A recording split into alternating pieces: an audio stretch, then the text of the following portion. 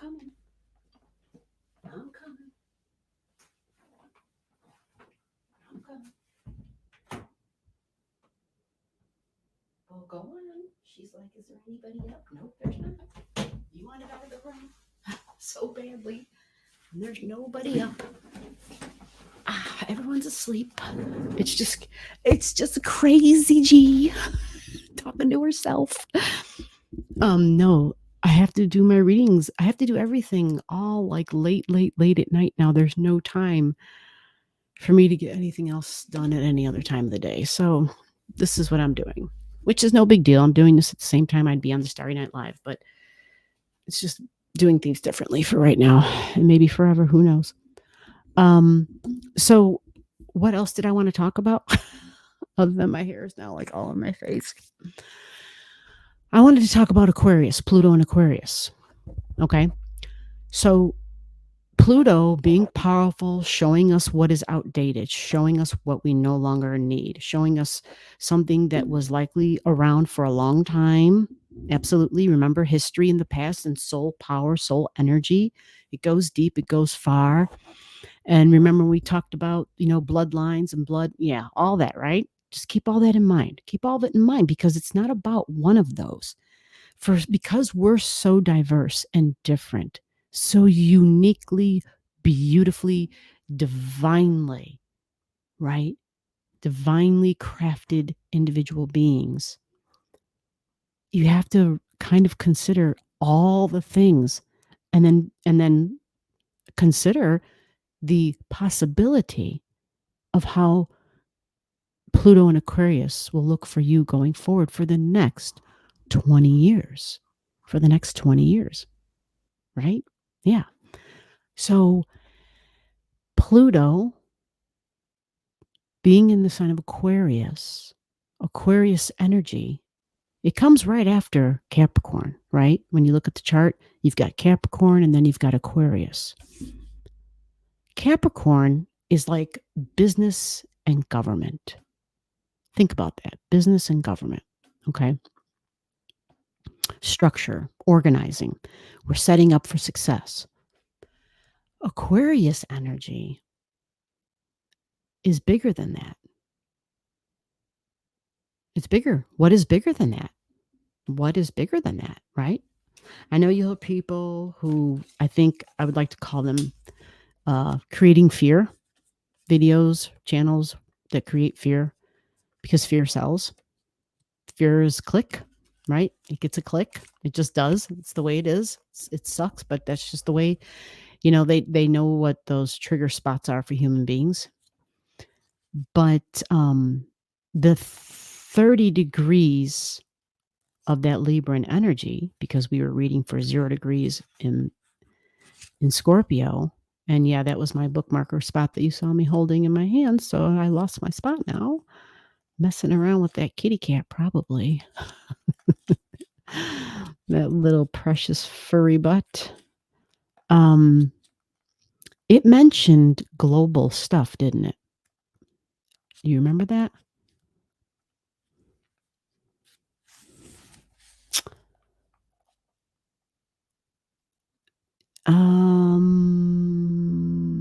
It did mention a holistic approach to knowledge. It mentioned cultural factors are always involved, even though true wisdom will transcend those things. Understanding and wisdom develop in terms of the life of community and through experiences provided by interpersonal and group relationships. Isn't this crazy? Like, this is fascinating. There's something strange about Pluto itself and then being at the 0 degrees in Aquarian energy. There's something there. There's an underlying thing. There are some similarities in some strange way. Aquarius energy is group energy. Yeah, if you were to look up Aquarius, right? Social circles, friends, group energy, especially when we're online, right? But you could be in a physical group as well. And here we even mention in this 0 degrees of Scorpio, there's the mention to interpersonal and group relationships, and the fact that cultural factors are always involved. What is at stake is the holistic approach to knowledge based on universal approaches. He is the person of wisdom, different indeed from the man of science. For while there must be knowledge before understanding, knowledge alone can be both barren and destructive of wisdom. The mounds of knowledge on a philosopher's head. And by the way, that visual that I just described to you, the mounds of knowledge on a philosopher's head, that was taken from the Sabian symbols. And if you aren't familiar with the Sabian symbols, go ahead and Google it. The Sabian symbols were written, I have it on the first video, and I want to say it might have been, I want to say like maybe it was in the 60s, maybe the 50s. I'd have to look again. But this book right here, copyright 1973 by Dane Rudyard. Copyright 1973. A reinterpretation of the Sabian symbols. So now let's go and move on to Aquarius energy. Aquarius energy is systems. Think about how our world works and think about the systems that exist within the world in order for the world to exist.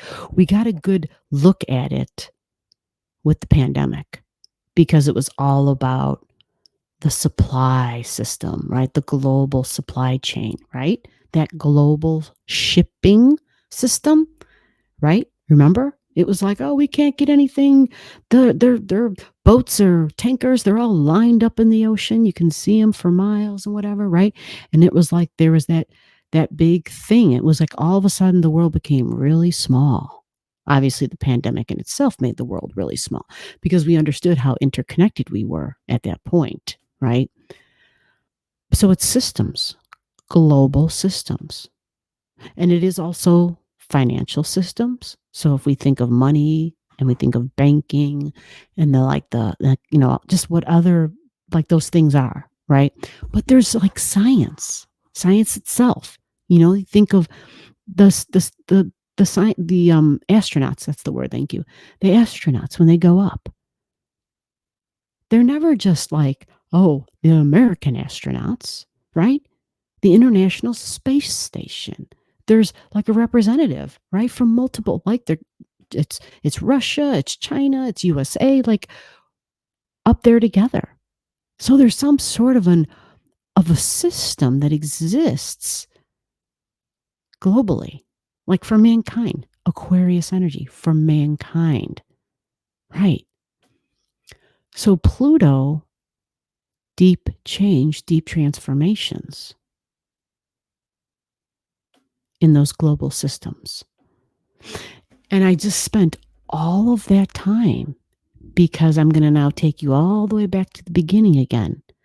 And the beginning started off about Pluto coming to a standstill at the end of April because it's going to start retrograding. But the planet has to slow down first before it begins its retrograde. Right? I always talk about a planet that's about to do a retrograde. It slows down. Think about when you're in your car and you got to stop before you can go in reverse. It's the same idea. You're pressing your foot on that brake. You're slowing it down. You don't just bam, and all of a sudden you come to like a standstill and then slam that baby into reverse, right? No, not if you're an experienced driver who, yeah. You got to slow it down. So while it's slowing down, these themes we will hear about more. And so that's why we sometimes absolutely associate it with things that could be shocking and surprising. And it's science and it is electricity, right? It's that unbelievable power. Where does that come from? Right? Science tries to recreate that power. Think of the old Frankenstein movie. He tried to create a life and he used a lightning bolt, right? So what did he do? He cranked Frankenstein all the way up to the rooftop and knew that if he could just get a jolt into the whatever his contraption was, it would then infuse that shock, that life into that being, that body that he scrapped together on the table. So we think of that and we think of how that can be scary because it's like unknown. It's different. It can be shocking. It can challenge all the things that we became comfortable with. It's a fixed sign. It's Aquarius. So it doesn't really want to budge.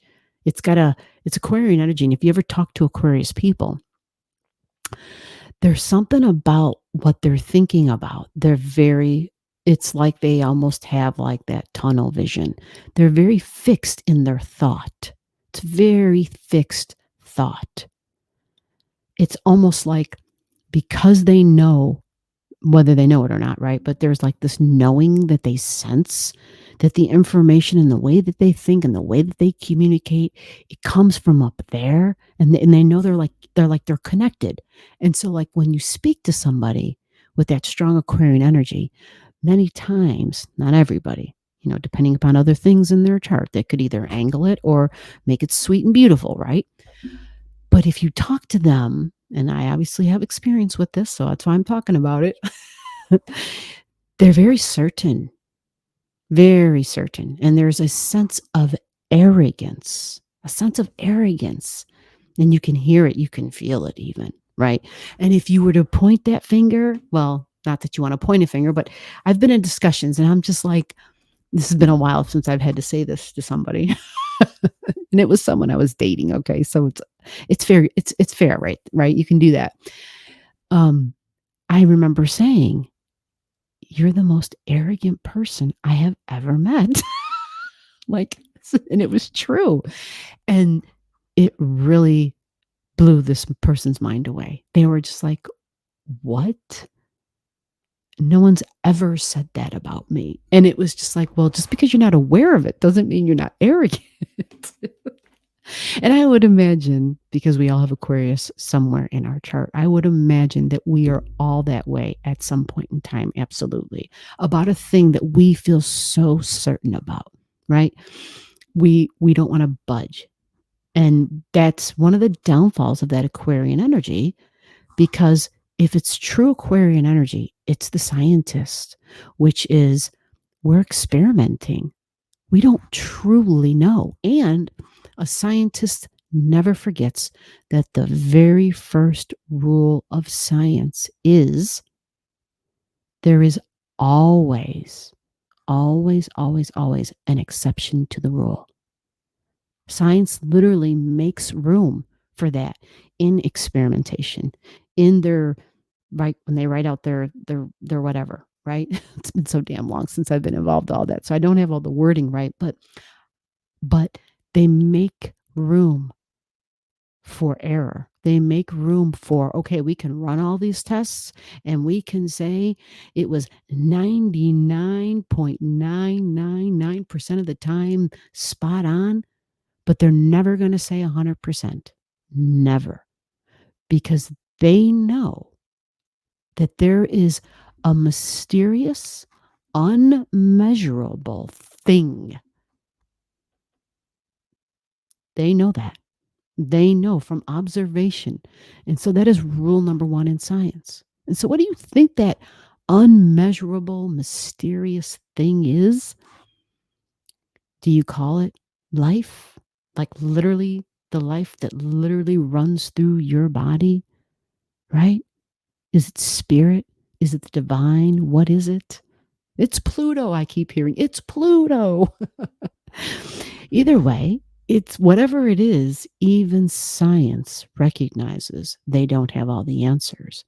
And so the point is, a true scientist is never going to say 100% of the time, this is it, because I ran all the damn tests, right? So when Aquarius energy forgets that, when they forget that piece, that's where it's like, hey, you're here to learn, remember? We're here to learn. We're like in this constant state of learning. And the only way we can do that is to be open to the possibilities, to be open minded, be open to the possibilities.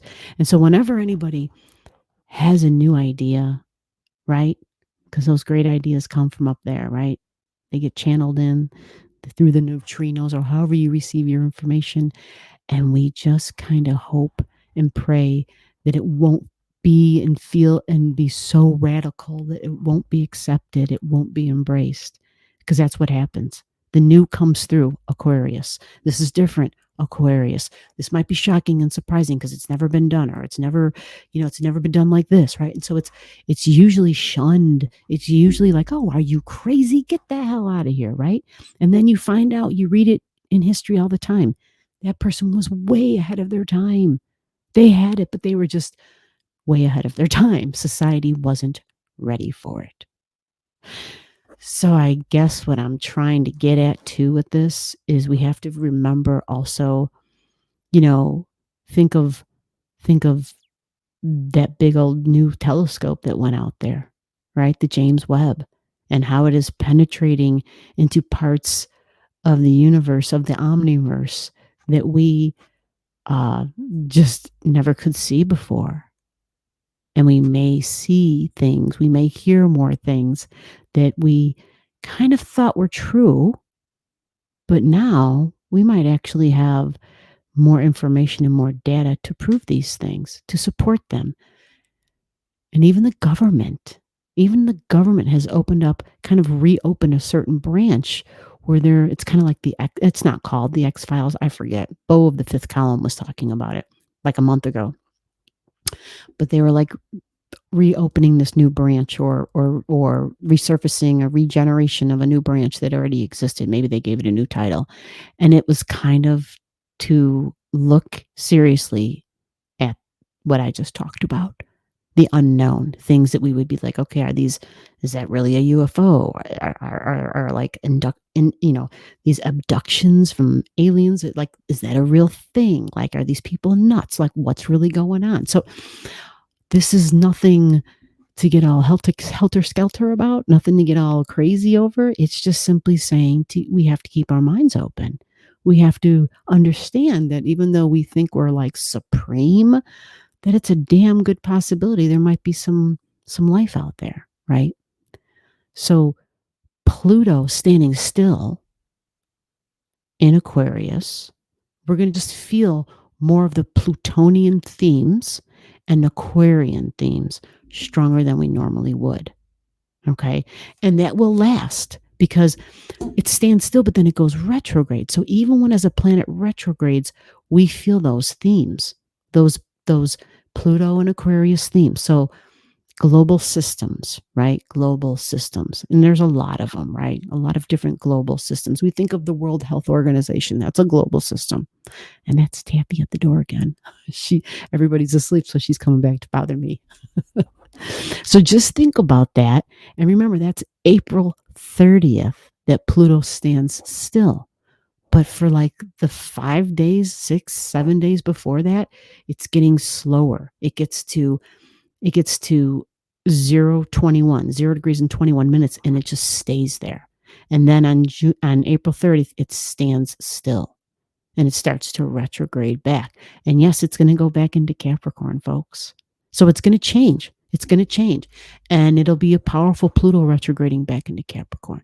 Okay. And so when it goes back into Capricorn, it's more about government and business and just huge corporations and people of sick power and wealth and money, because Capricorn is material and tangible, right? It's the intertwinings of power and wealth and government, and how it is, do you want someone to rule over you, or do you want someone to represent you?